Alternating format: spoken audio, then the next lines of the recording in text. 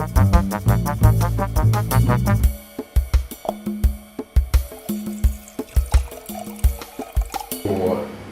you put it through malo to give it a buttery texture. But isn't Chardonnay for older people? Or No. not? Chardonnay for me it became very fashionable to have the ABC set, kind of anything but Chardonnay. And people it's out of vogue at the moment, especially kind of in Gisborne right now where they've decided to pull up all the vines. But it's out of vogue. Pinot Gris kind of took its place.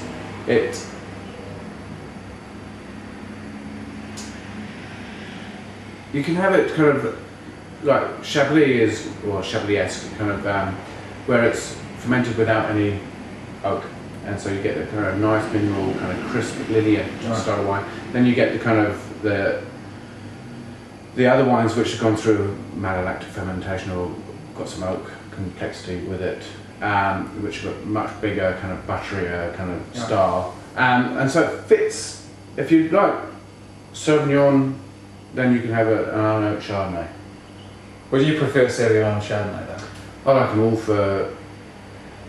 I like just like well-made quality wine. Right. So, and I think that they fit different sectors of the market, but certainly different foods. With the seafood, I would tend to be looking towards kind of like Sauvignon, Riesling, kind of bit of Pinot Gris. With chicken, kind of more kind of winter, I would have an oaked Chardonnay. Okay. If I didn't want a Sauvignon or it wasn't available, then I'd probably do an unoaked Chardonnay with some seafood. And Spumante? I just think on a Sunday afternoon with your mates. Okay. And that's it for me. Yeah.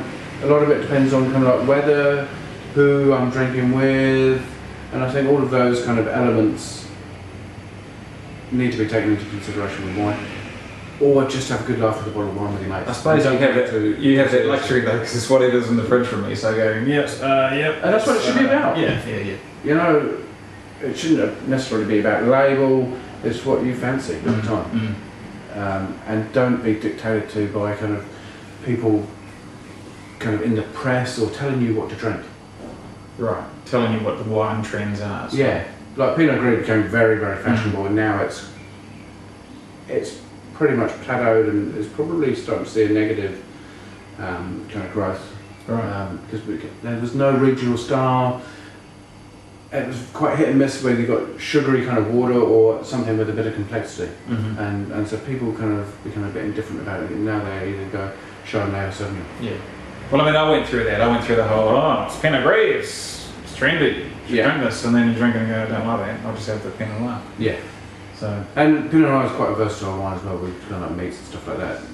Depends on where it comes from. The other thing is, the only time I've had chilled red wine was in Paris. Yeah. And every time I try and chill it at home, and someone comes around and they take the absolute piss out of it. So can you chill red wine or not? Absolutely. I mean, we say serve wine at room temperature. Now your room may be 26 degrees. Right. But room temperature is kind of like 19 to 21. Right. So you can put it in the fridge and take it down to that. In the middle of summer when it's roasting outside and you've got your room temperature bottle, that may be kind of like 28 degrees. Yeah. And sure enough, it expresses all the fruit qualities and aromas and stuff and characters. But if you chill it down somewhat, it becomes beautiful. I love it. I love it chilled. Yeah. So, but the first one we're going to do is the Tussock Nelson Pinot Noir from the Upper Mouterie. And Tussock and Wollaston are kind of like kind of sister labels. And for me, Nelson is a bit overlooked for wine.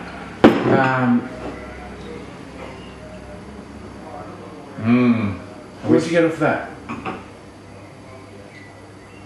A lot of people just don't sniff wine full stop. They're just going to. Well, I do, but I don't actually know what I'm looking for when I'm smelling it. You know. But what I tell people to draw on their kind of childhood experiences with smells, because we're much more observant and everything when we're younger. And now we take everything for granted and we're a bit blasé about stuff. It smells about $35 to me. I'm not going to tell you the price. Because that price influences people's perception of wine. Okay, well, let me. I just can't. I don't know. Do you get any cherry? Yeah, but only because you say that and I'm cheating. Yeah, no, it's so kind of subjective and suggestive. Kind of. I get almost a bit of kind of fattiness, bacony, fatty kind of character. Really? Yeah. Then it'll get some underlying kind of fruit, maybe a bit of blackberry. I don't know what I'm looking for, but it smells good.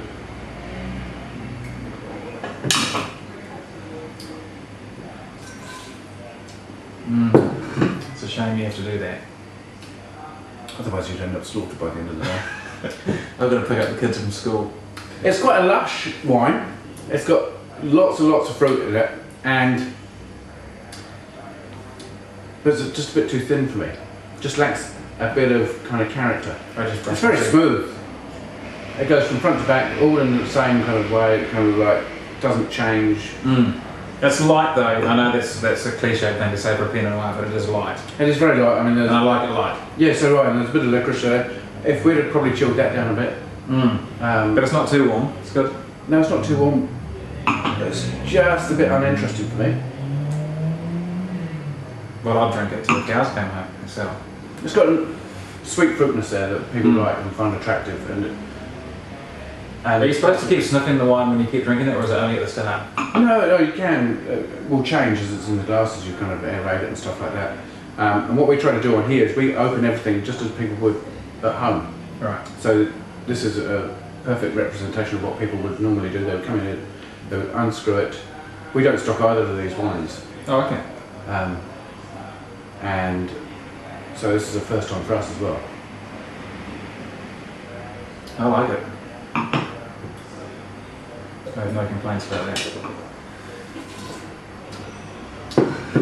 It's got a bit of dryness on there, but there is that fruit sweetness. But it doesn't grab me. It's just. I either like it a lot or dislike it a lot. It's just right in the middle of the road. And yeah. Should we take that out? What's the best wine you've had? Can you remember? Oh, I don't know names. That's why I have to take a notebook with me when we're going to go to restaurants, because I just... Has your camera got your phone got a camera on it? No. Hasn't it? No. Have you got a mobile phone? Yes. Okay. Hasn't got a camera on. Yeah. That's a good idea though. Because I tell people to use their camera phone to take pictures of the labels, because usually when I by the end of the night they've forgotten. Yeah. And you don't get a little notebook, excuse me, people, I just write down that, so what is it, a Tussock Pinot Noir? Yeah, exactly. The next one we're going to do is the Tiggeranga Runholder Pinot Noir. Now Tiggeranga from Martinborough, which is probably the most prestigious place to grow Pinot right now. They tend to be a bit kind of earthier, browner, tend to get mushroom, that kind of bacon fat character on the nose, and then you tend to get that other primary fruit, which is kind of cherry. Is that because now Marlborough gets more rain and it's on the other side of the Rimatakas, and Nelson's kind of a drier, more sunshine? And land composition. Right. Some have alluvial kind of plains there, some are up on the kind of slopes which got a bit of clay, and so you get kind of a lot of variation in your Pinot. And they tend to age pretty well as well. I mean, this is 2006. We had a 98 the other week from Voss Estate, holding up perfectly. So I mean, it proves that New Zealand wine can age. Is that some sort of myth that it doesn't? Well, yeah, there's a lot. I mean, especially surrounding kind of Sauvignon, kind of everybody thinks you should drink it on immediate release. So the 09s are starting to be released now, and you should drink them, and only until kind of like the 2010 come out. As well as kind of like